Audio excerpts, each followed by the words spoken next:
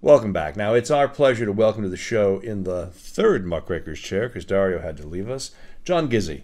John is NewsMax chief political correspondent and White House correspondent. He's the man who knows everyone in Washington, as well as many who hold elected positions and party leadership roles throughout America.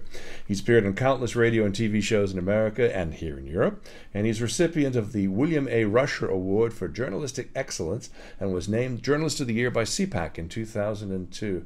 Welcome to the Three Muckrakers, John.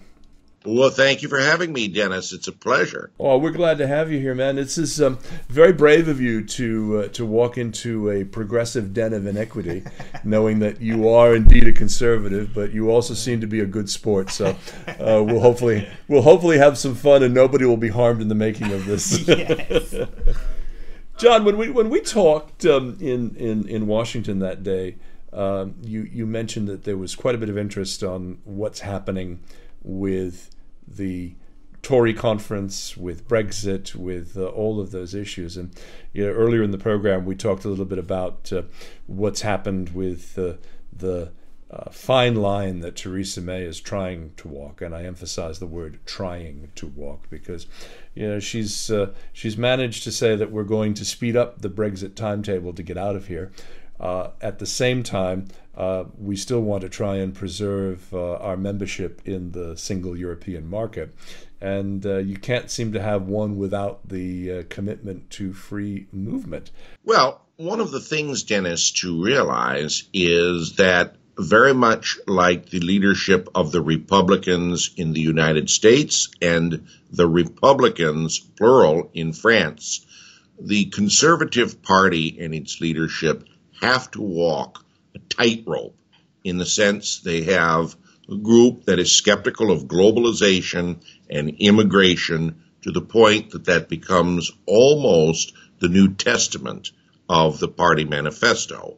On the other hand, there is that group they call the modernizers in Britain, in France. It's the more modern wing of the party.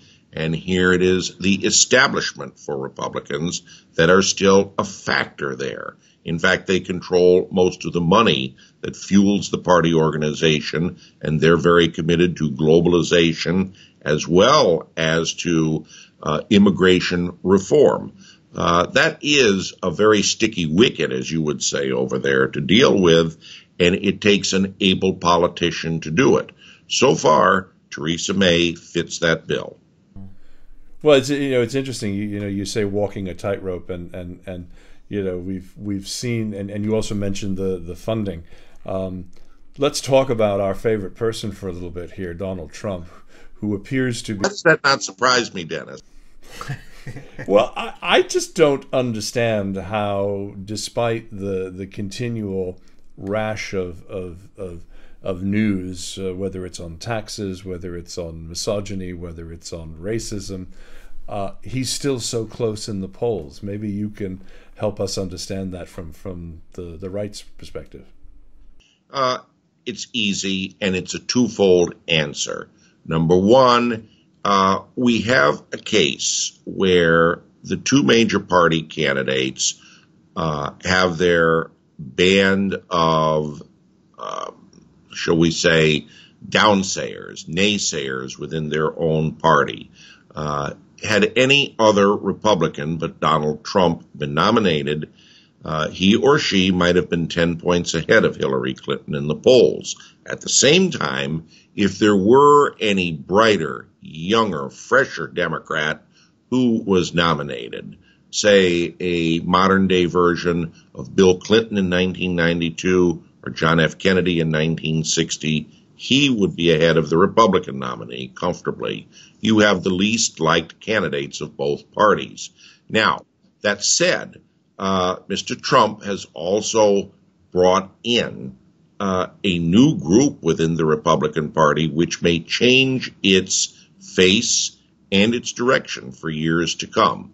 Blue-collar Americans who stopped voting or voted Democratic, people angry at the system, much as people in Britain who supported UKIP and Brexit were upset. And I saw this personally when I traveled the country. In Pennsylvania, for example, More than 70,000 voters changed from Democrat to Republican to vote in the primary, presumably for Donald Trump. In Michigan, a state with no registration by party, people came over in blue-collar enclaves such as Macomb County to give him a big win in the water wonderland. And that's why those states are so close in November. There is an anger out there, and it is something that defies polls as Brexit did and the peace accord did in Colombia just days ago.